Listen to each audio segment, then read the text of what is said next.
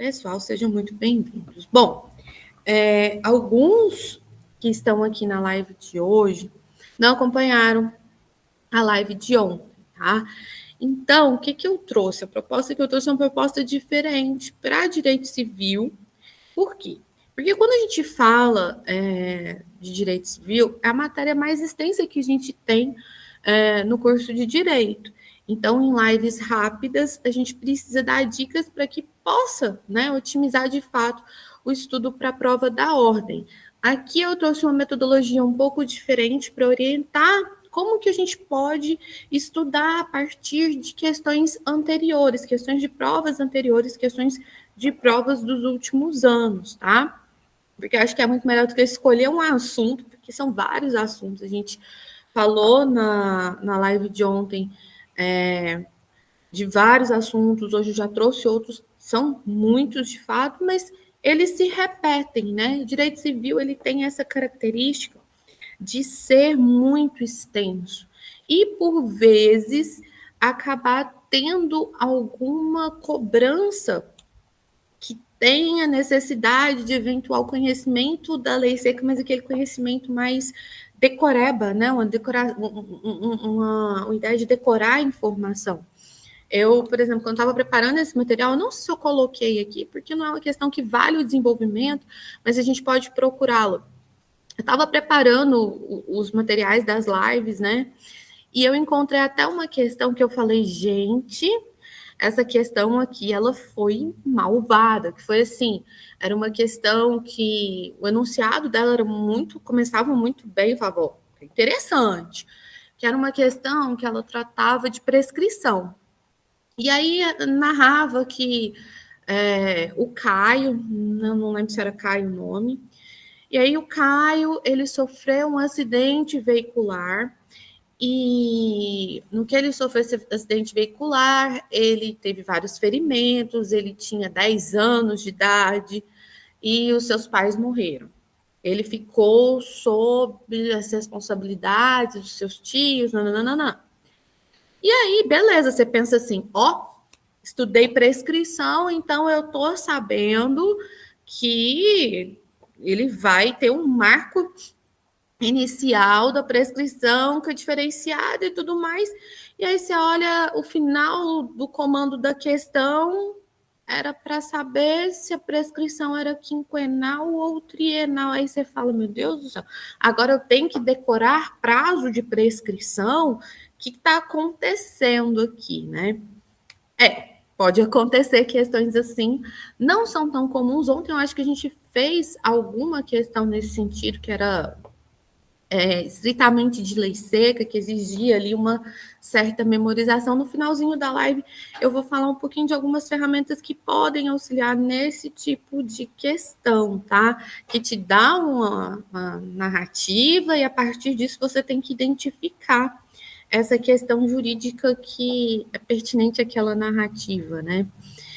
Isso faz parte, isso é muito bom na estrutura do exame da ordem, porque o exercício do aplicador do direito é a subsunção do fato à norma, né? Então, é necessário ter esse conhecimento, porque dificilmente vai chegar um cliente com um advogado e vai falar assim, então,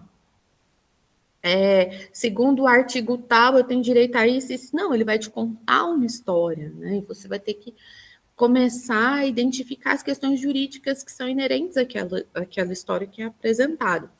Enfim, tem questões que exigem essa memorização e tem questões que exigem um raciocínio. Eu trouxe aqui para vocês, isso vale tanto para quem tem uma certa afinidade com o direito civil, como para quem não tem uma certa afinidade com o direito civil, exercitar por questão e saber resolver questões é essencial, é essencial. Quem não tem, quem está fazendo OAB por agora e não tem nenhuma expertise com direito civil, é interessante pincelar os temas, né, que são mais recorrentes, os temas vários aqui que eu trouxe, pincelar esses temas e, como eu falei ontem, recorrer à lei seca e, em seguida, recorrer à jurisprudência, porque muitas vezes é exigido principalmente em direito civil, é exigido esse conhecimento da jurisprudência, considerando que a gente tem um código, nosso Código Civil é de 2002, tá? Não é tão antigo, mas também não é tão novo. O que acontece? Muitas vezes as relações sociais, elas mudam. E a legislação ela não acompanha essas mudanças para você se manter atualizado. Então, é necessário ter esse contato com a jurisprudência. Ontem nós fizemos algumas questões sobre guarda de animais, famílias multiespécie, né? Que são questões que não estão na lei seca. Falei da importância de estudar a lei seca, mas essas questões elas não estão na lei seca. Então, é necessário procurar os informativos. Eu destaco aqui a importância dos informativos do STJ. Se sobrar um tempinho, eu mostro para vocês como é que a gente faz essa busca, né? Então, viu a questão, tentou resolver. Dando certo ou não dando certo, procura o fundamento, porque às vezes aquele fundamento que você acha que ele na verdade não se confirma, ou aquele fundamento que você não sabe mesmo, aí você vai e aprende, tá? Então, tanto quem tem mais afinidade com o direito civil, como quem é mais distante aí do direito civil, é mais alinhado com outros ramos do direito, vale muito a pena fazer questões, né? Quando a gente está fazendo exame da ordem, fazer questões é essencial, treinar,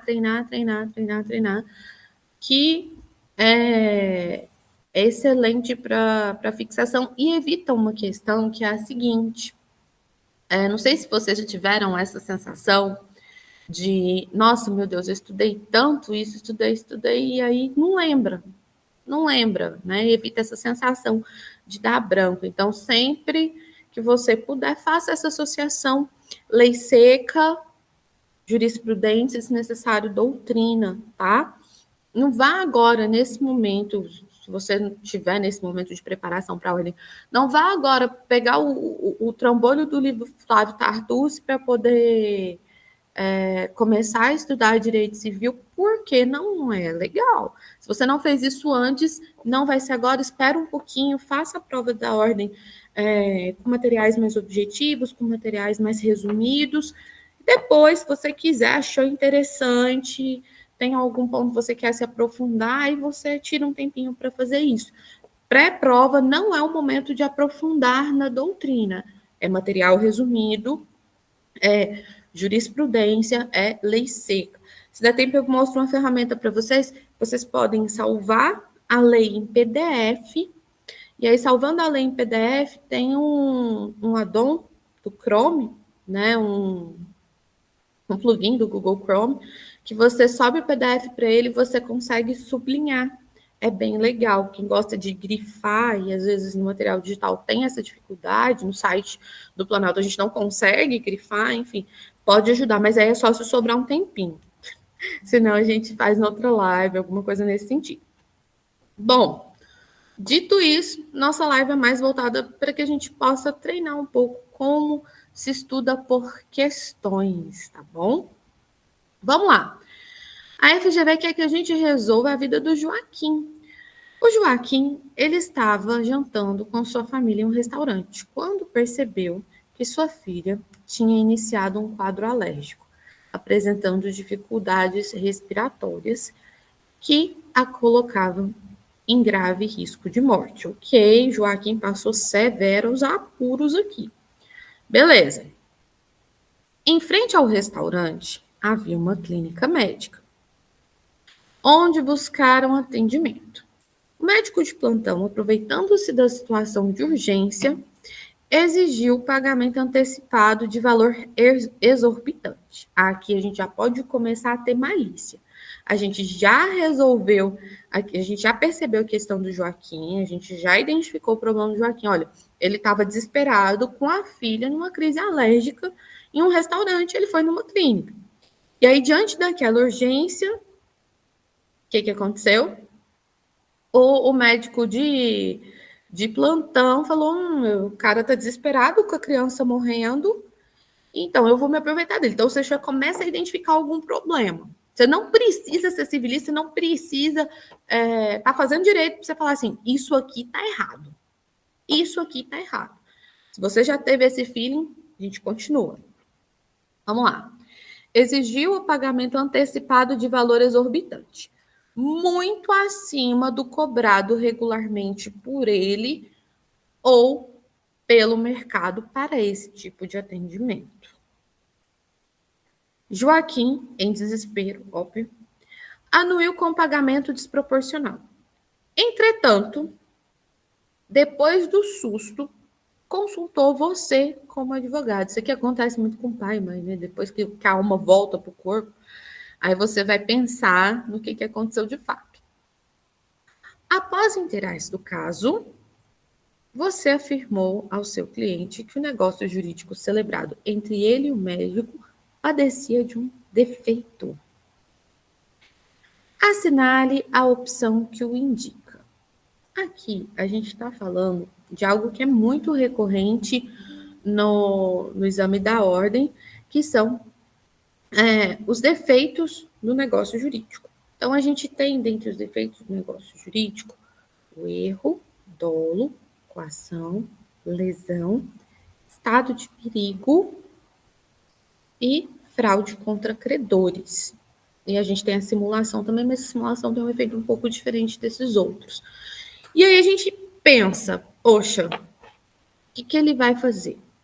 Sabendo, né, se você for pensar, sabendo desses defeitos do negócio jurídico, você já tem aqui uma possível informação.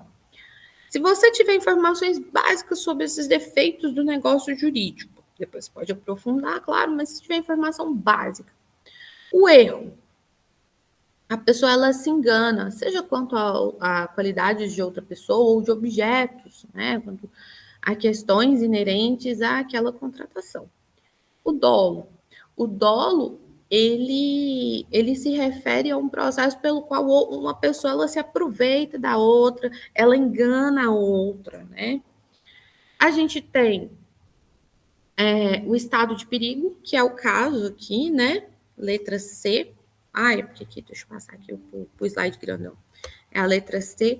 O estado de perigo, que é justamente essa situação narrada, né? Uma pessoa, ela celebra um contrato desproporcional, que tem, né, como objeto uma prestação desproporcional em virtude de uma situação que envolve risco de vida próprio, risco de vida de familiar, e aí essa pessoa, ela se onera excessivamente. Isso aqui é um dos defeitos do negócio jurídico, tá? Quando a gente tem essa situação, a gente está falando de estado de perigo. E aqui isso é tratado na parte geral do Código Civil, dos defeitos do negócio jurídico. E aí eu tenho o artigo 156.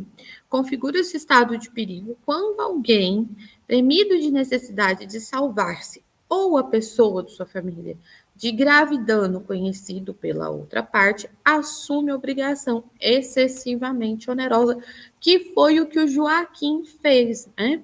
Então, narra exatamente uma situação a qual se enquadra nesse conceito, né, de estado de perigo trazido aqui na parte geral do Código Civil, dentro dos defeitos do negócio jurídico. E aí tem, né, parágrafo único, tratando-se de pessoa não pertencente à família do declarante, o juiz decidirá segundo as circunstâncias. Pensar, um amigo muito próximo, um namorado, enfim. E aí, a gente tem a segunda metade da alternativa, né? O que acontece? Aqui eu tenho vários, né, vários defeitos do negócio jurídico. Eu tenho o dolo, eu tenho a lesão, que é o desequilíbrio, né, significativo nas prestações ali pactuadas. Eu tenho o estado de necessidade, e aqui ele não judia muito da gente, não, né? Aquela questão que eu falei lá no comecinho, ela ficou um pouquinho mais judiada, porque cobrava prazo prescricional, e é uma coisa que não é tão não é tão interessante, a gente não presta tanta atenção, né? Aqui a gente tem o estado de perigo. Então, preciso decorar os prazos, professora? Olha, esses prazos do 178, é interessante, porque você pega vários defeitos do negócio jurídico que tem essa previsão de prazo decadencial, aí você pode pegar a ideia da nulidade relativa, da possibilidade de pleitear anulação e que o prazo é decadencial. Pegar essas naturezas dos prazos também é importante. Como eu disse, essa questão é coração de mãe, porque aqui não confundiu prazo prescricional, prazo decadencial, então evitou um monte de confusão, evitou um monte de decoreba de prazo, tá? Mas isso é o que veio nessa questão. Tem questões recentes que pode aparecer ali uma necessidade maior de memorização desses prazos, tá?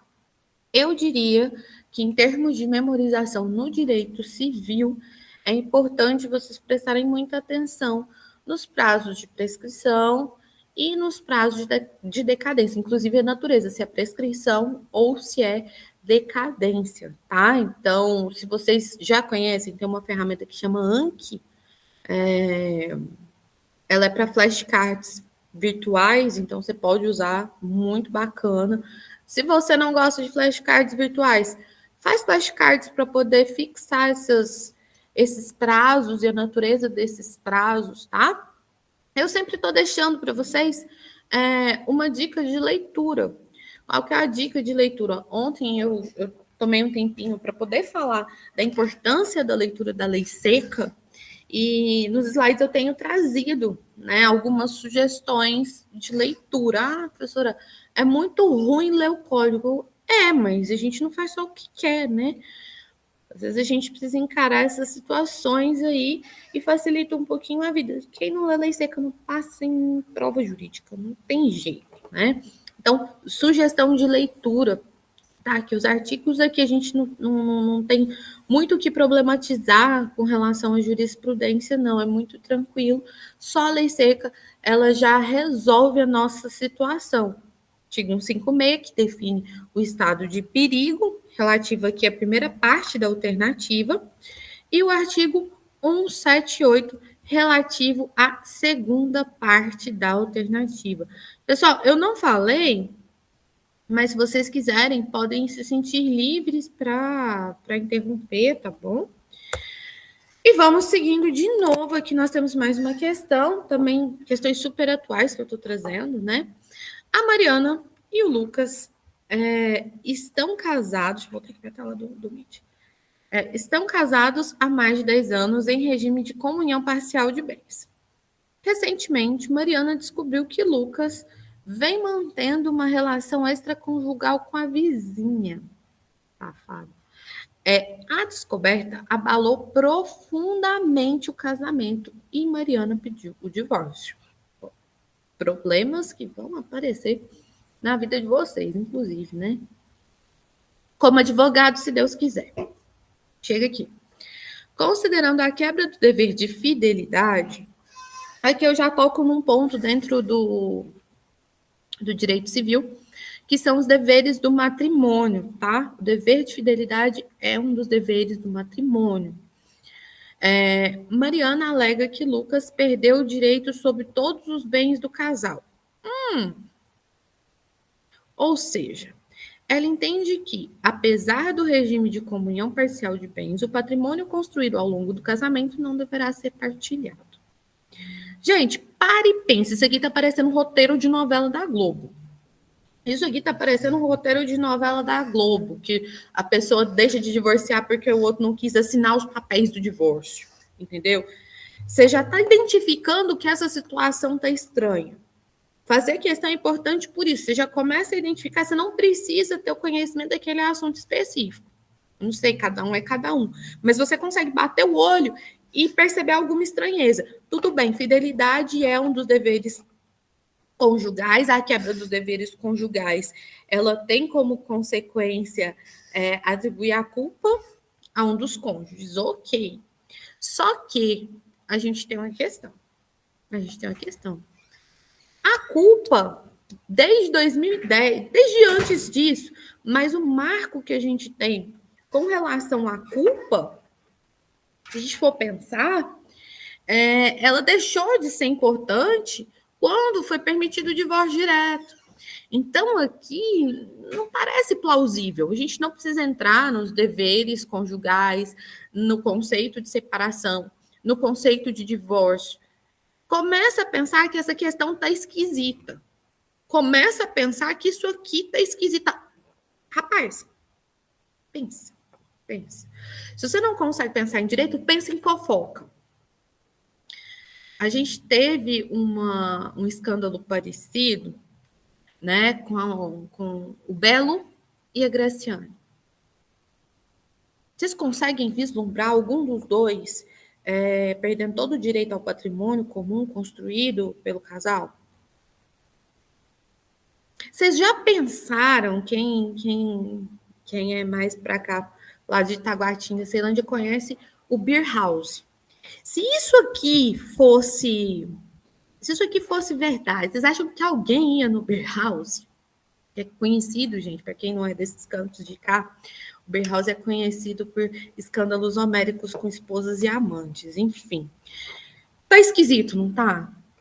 Tá esquisito. A gente traz a questão para a realidade, agora vamos para o direito. Vamos ver o que a FGV está dando para a gente aqui. O adultério traduz-se em violação do dever de recíproca fidelidade no casamento. Tá aqui tudo bem. Assim, em razão da traição de Lucas, Mariana tem direito à indenização correspondente à parte dos bens do casal. A questão de indenização por danos morais por infidelidade é ainda muito polêmica e parte dos bens do casal também não serve para pagar a indenização, não. Tá? Então, uma coisa é uma coisa, partilha de bens é uma coisa, indenização por danos morais é outra e ainda assim é bastante controversa nesse tipo de situação. Vamos lá, a discussão de culpa e culpados para o divórcio não é mais necessária e, por isso, a divisão de bens deve seguir as regras do regime escolhido no casamento. Perfeita, letra B. Por que essa discussão de culpa e culpados para o divórcio não é mais necessária? Porque a gente tinha antes um sistema dual. O STJ ainda insiste na eventual possibilidade, enfim. A gente tinha antes um sistema que era dual. O que é um sistema dual na ação de divórcio? No primeiro momento, ele era marcado pela separação. Essa separação, ela podia ser uma separação de corpos, aí tinha que comprovar o período de separação de corpos, e essa separação ela podia ser judicial. Então, havia um pré-processo, né? Um processo prévio ao divórcio. Aí fazia a separação. E aqui, nesse momento de separação, havia discussão. É culpa de quem? Por culpa de quem? Daí, em 2010, com a Emenda Constitucional 66, a gente teve a abertura, né, da permissão para o divórcio direto. Ou seja, a gente não precisa de um pré-processo. A gente já tem o divórcio acontecendo, porque ninguém que quer se divorciar quer passar por dois processos, faz um só. Então, a partir do momento que a gente teve esse divórcio direto, né? Então, desde a emenda Constitucional 66, não é mais relevante a aferição da culpa para fins de divórcio. Tá? Nem tem, né, esse momento com relação à atual configuração do processo de divórcio, porque a gente não usa mais separação. Tem um sistema direto, para que você vai usar o sistema dual? Que você tem pré-processo de separação e depois tem o trabalho de converter a separação em divórcio. Não faz qualquer sentido. E aí, quando você retira a separação de cena, você retira o espaço onde era discutida a culpa pelo fim do casamento, tá bom? Com a Emenda Constitucional 66 de 2010, desaparecem as causas subjetivas. Culpa e objetivas têm mínimo para se obter o divórcio. Apesar de não ter sido expressamente revogado, o Instituto da Separação Judicial não é mais relevante desde que se instituiu a possibilidade de divórcio direto. E aqui entra uma outra coisa que eu falei com vocês, que a gente precisa, né, ter um olhar para a lei seca, ok? A gente precisa ter um olhar para a jurisprudência, inclusive a jurisprudência do STJ, ela é bastante confusa nesse sentido, mas ela tem alguns pontos que são importantes, né? E um olhar também para a doutrina. Nesse slide tem um link para um artigo do IBDFAN que traz essa discussão de uma maneira muito didática, de uma maneira muito coesa e sem grandes complexidades e com tempo de leitura razoável para quem está se preparando para uma prova, tá? Então, tem aqui a questão do divórcio. Deixa eu voltar aqui para a tela. Vamos lá. Ana comprou de Miguel um carro usado no valor de 60 mil reais e combinou de fazer o pagamento à vista, por Pix. Ocorre que,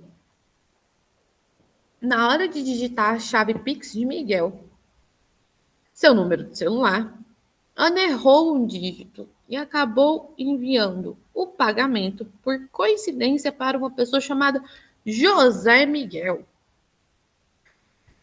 Ao receber o comprovante, Miguel alertou a compradora do equívoco. Ana, então, entrou imediatamente em contato com José Miguel por telefone, pedindo a restituição do valor transferido. Em seguida, encaminhou notificação extrajudicial, requerendo a restituição do valor. José Miguel, todavia, esquivou-se de fazê-lo, o que levou Ana a procurar você como advogado para orientá-la sobre o problema. Sobre a orientação dada, assinale a afirmativa correta. O fato narrado configura a doação de Ana a José Miguel e somente poderia discutir por meio de ação anulatória. Olha aqui, ó, os defeitos do negócio jurídico. Não sei se vocês se lembram. Doação é um negócio jurídico. Ok. Se ela foi e tirou do patrimônio dela, passou para outra pessoa, ok. Aqui, aparentemente, ainda que a gente saiba que tem um defeito, foi celebrado um negócio, né? Então, vamos lá, até aqui ok. Provando alguns dos defeitos do negócio jurídico. Entendam, a questão, né, ela aqui é uma questão que ela é maldosa, porque você tenta falar assim, não, gente, foi sem querer. Ok, se foi sem querer, você tem que buscar anulação, porque se foi sem querer, a gente tem a caracterização de defeito naquele negócio jurídico celebrado. E aqui a gente tem um pagamento indevido. Todo aquele que recebeu o que lhe não era direito fica obrigado a restituir. E aí tem aquele que voluntariamente pagou indevido, incumbe a prova de tê-lo feito por erro. Então, isso aqui você pode resolver tanto com a parte geral, comprovando o erro, como aqui com a parte especial relacionada especificamente ao pagamento indevido. Você identificando que a Ana, é a Ana? Cadê? Quem que é a mulher da questão? Que a Ana, ela incorreu em erro, você já pode pleitear essa anulação, tá? Aí ela comprova juntos com os documentos comprovatórios e aí sim a gente tem essa anulação.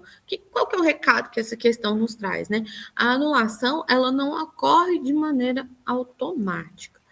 Vamos olhar as outras aqui. Em eventual ação de Ana contra José Miguel, provando a autora o erro no pagamento, deve o réu ser condenado a restituir à autora apenas a quantia nominal indevidamente recebida. Não. Os frutos, as cessões, benfeitorias, deteriorações sobrevindas à coisa dada em pagamento indevido, aplica-se o disposto nesse caso, possuidor de boa fé ou de má fé, conforme o caso. Então, aqui não é o valor nominal, Esse valor precisa ser corrigido. Aí tem eventual ação de Ana contra José Miguel provando a autora erro no pagamento. Deve o réu ser condenado a restituir à autora a quantia indevidamente recebida com os acréscimos de mora desde a data do fato, cabendo a ele, todavia, eventuais rendimentos. Aí, estava bonito demais. Cabendo a ele eventuais rendimentos. Isso aqui está contrariando o que a gente acabou de ler, né? Olha que maldade, o tamanho da alternativa. E olha aqui o vacilo. Eventuais rendimentos que tenha oferido por ter investido um montante. Então, o que tira aqui, ó, cabendo a ele, todavia, eventuais rendimentos. Isso aqui não é pertinente, tá? Em eventual ação de Ana contra José Miguel, provando a autora o erro no pagamento, deve o réu ser condenado a restituir a quantia indevidamente recebida, com os acréscimos de mora, desde a data do fato, bem como eventuais rendimentos que José Miguel tenha oferido por ter investido um montante, vez que se considera possuidor de má fé. Aí aqui, ó, a gente tem os fundamentos da questão, né? O 876, o 877 e o 878. Vamos lá. Júlio César e Tayane foram casados por 8 anos e tiveram 2 filhos. Como a separação foi amigável, o casal achou melhor não realizar qualquer medida judicial, acordando verbalmente o valor da pensão alimentícia que seria paga em benefício dos menores, bem como o esquema de convivência parental. Ok. Deixa eu botar aqui na tela para poder grifar.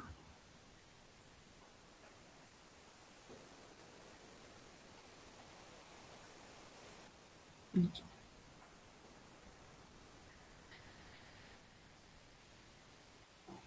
Entretanto, 3 anos após a separação, Tayane resolveu reajustar o valor da pensão alimentícia, o que não foi aceito por Júlio César. Como não conseguiam alcançar um acordo, já que Júlio César não pagou os valores solicitados, Tayane decidiu suspender o contato do pai com os filhos. De novo, a gente tem uma questão de direito civil, de direito de família, que mais parece história de novela da Globo.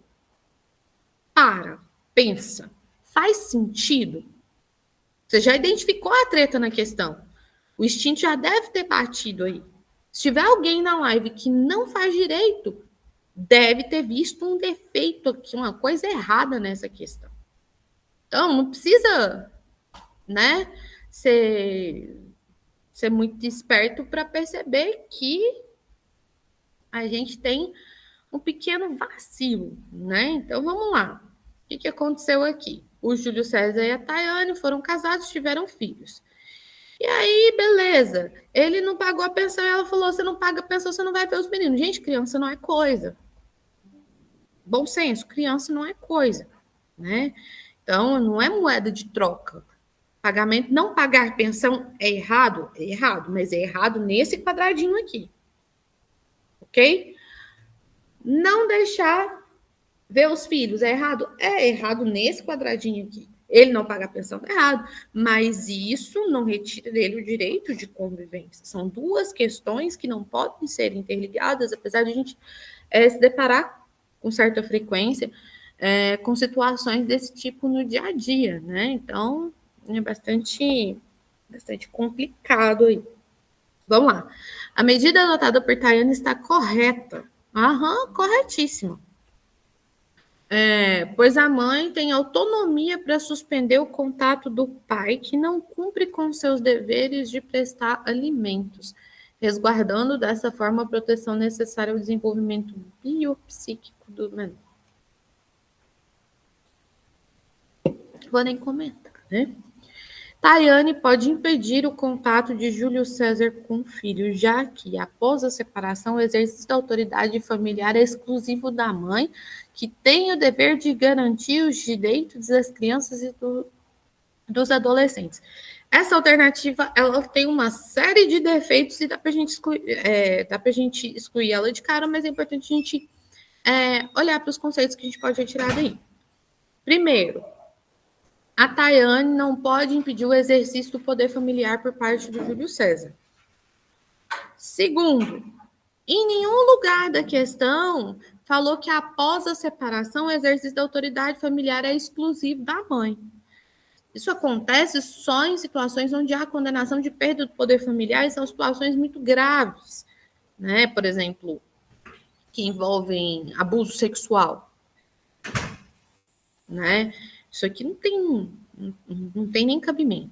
Terceiro, a regra de guarda, regra geral para se estabelecer guarda, é a guarda compartilhada.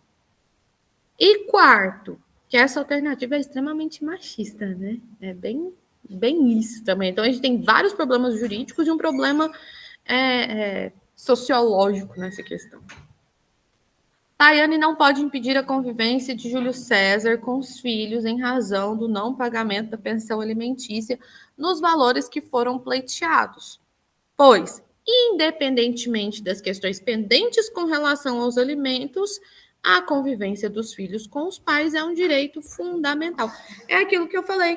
Ele está errado de não pagar e ela está errada de impedir a convivência. São dois problemas, mas dois problemas pertencentes a situações diferentes, a categorias diferentes, tá?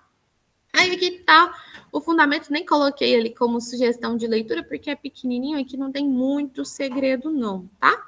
Artigo 227 da Constituição Federal. Aqui eu vou aproveitar, a gente tá com 227 na tela, e vou falar para vocês artigos importantes da Constituição em relação a direito civil, em especial direito das famílias, são os artigos 226 e 227 da Constituição Federal, tá? Deem uma olhada, 227 mais voltada para a questão relacionada à criança e adolescente e 226 mais voltado para a família em geral. É extremamente importante esses artigos e servem tanto para direito constitucional como para direito civil, tá bom? E aqui tem o artigo 19 do Estatuto da Criança e Adolescente, que fundamenta também a resposta na letra C. Bom, chegando aqui, vou falar algumas dicasinhas que eu separei para vocês, né? Na reta final, faça provas anteriores. Ah, mas eu não vou fazer, eu vou pegar uma prova inteira e vou fazer, vou pegar uma prova e vou fazer do zero, todo dia eu vou fazer uma prova. Não, cara. Pega questões de direito, está estudando direito civil? Pega questões de direito civil, faz. A OAB tem um monte de questão, todo ano tem 3 provas, então faz, pega ali 5 anos para trás e faz. Ah, já fiz, refaz. Tem problema. Só que não faz questão, pega o celular, o sujeito pega o celular e fica assim. Não. Tenta identificar, tenta ver qual que é o seu nível de conhecimento, se você consegue fundamentar, se você consegue saber por que determinada coisa está certa, determinada coisa está errada, tá? Sempre digo, e vou repetir, nunca ignore o estudo da lei seca, tá? Direito civil tem um volume muito grande de conteúdo e o tempo ele deve ser otimizado. E outra dica que eu dei ontem, né? Não vou mostrar de novo, mas eu mostrei como é que faz. Você pode pedir, né, para a IA te ajudar a entender determinado dispositivo legal. O que você não pode fazer? O que é guarda compartilhada? Cara, não vai dar bom. A chance de não dar bom é muito grande. Então, você falar assim, me explica o que é guarda compartilhada. Não faça isso. Mas você colocar os artigos que você entende que ficou alguma lacuna, aqueles artigos que são cheios de terminologias, ontem a gente falou de vício redibitório, aqueles artigos que são cheios de terminologia que não são tão comuns, joga lá e pede para te explicar, mas copia da lei e joga, tá? Na IA. Isso pode ajudar, a chance de inventar é menor. Não é absoluto, mas é uma ajuda, tá? É uma ajuda no momento de estudo mais rápido, momento de uma dúvida pontual, você vai deslanchar ali, pode facilitar bastante, não delegue total responsabilidade. IA não é livro, IA não é professor, IA não é um material adequado para sua preparação, tá? Vamos lá. Estudo organizado é estudo otimizado. A organização ela pode ser o grande diferencial, porque muitas vezes a gente está estudando e não se dá conta do tempo. Então, por exemplo, você vai fazer prova do OAB e aí fala assim, vou estudar direito civil. Se você estudar só direito civil, você vai estudar só direito civil. Só que você precisa de estudar as outras matérias, até matérias que em termos de proporção, né, conteúdo e volume de questões são mais relevantes, você vai ignorar, vou estudar direito civil, aí pega o trombone do Tartucci e fala assim, agora. Qual a chance de dar certo? Né? Então, a gente precisa pensar no porquê e para que a gente está estudando e em qual momento dos estudos que a gente está. Se você está fazendo seu TCC, você vai estudar de uma maneira. Se você está fazendo OAB, é outra maneira completamente diferente, tá? Separe alguns momentos para estudar as matérias com maior volume de conteúdo. Aí, o que acontece? O que eu sugiro para tornar esse momento mais leve, para tornar esse momento melhor, para otimizar isso, né? Evite longos períodos estudando só uma matéria, por exemplo. Estudar direito civil por um mês e ignorar as demais. Priorize o equilíbrio. Prefira sessões de estudos mais curtas e mais frequentes, porque quando você retoma um conteúdo, faz uma sessão curta, sei lá, 30 a 50 minutos, depois no outro dia você passa o olho ali, numa revisão, uma coisinha que você anotou, beleza, depois você retoma, parei no meio, deixa parado no meio, até porque vai te forçar a fazer a conexão, né? Assim que a gente às vezes tem uma agoniazinha, tipo, tá lendo, aí você quer terminar o capítulo, você quer terminar o tópico e fica ali debruçando em cima daquilo e falando, não vou parar no meio do capítulo. Para no meio do capítulo, porque se você tiver organizadinho, quando você retomar, o fato de você ter parado no meio vai te obrigar a ter que fazer uma conexão com o que você viu anteriormente. Então, isso é muito bacana, tá? Então, priorize o equilíbrio, prefira sessões de estudos mais curtas e mais frequentes. É melhor para fixação e, claro, bem menos cansativo, né? Bem menos cansativo. Então, é uma dica que é uma sugestão, né? Que tem o potencial de otimizar a sua compreensão, tornar aquilo menos maçante, porque é muita coisa, é um período muito pesado, né? Enfim. Tente anotações mais objetivas para otimizar a revisão. O que é anotação objetiva? Trata só anotar tópico. A gente tem a ideia de que vou anotar tudo que estão falando, está assistindo um vídeo ali no YouTube, está assistindo um vídeo de algum cursinho, preparatório, etc. E está lá, anotando tudo. Aí pausa. Aí a aula tem 30 minutos, a pessoa coloca em velocidade 2,5 e gasta 60 minutos para fazer por quê? Aí ela vai, anota tudo. O professor falou uma piada sem graça, anota a porcaria da piada. Cara, né? Ideia e vai. Para a fixação de temas mais decorebas, eu toquei no assunto de prazos e naturezas desses prazos, né? Prescrição, decadência. É interessante usar flashcards. E uma boa ferramenta, né, virtual é o Anki. E a gente tem aqueles cartões que vêm de tudo que é papelaria, que tem as listrinhas assim, que você pode comprar e usar. E você coloca qual o prazo, tal. Aí você coloca a natureza, você coloca suas definições lá. Qual o prazo, tal. E aí coloca atrás, né, a resposta. Bom, essas alturas do campeonato eu prefiro o Anki, mas se você é do papel, galera do papel, o Anki tem aplicativo para Android, não sei se tem para iPhone, não sei. Mas tem online, você consegue acessar do navegador com algumas limitações, e tem o programa para desktop. Se vocês quiserem testar, é bem legal mesmo, tá? Enfim, com foco você acaba ganhando tempo e tranquilidade. Gente, são esses assuntos que eu trouxe para vocês, só fechando aqui com a importância de trazer, né, o direito civil, como eu disse para vocês, ele é muito extenso.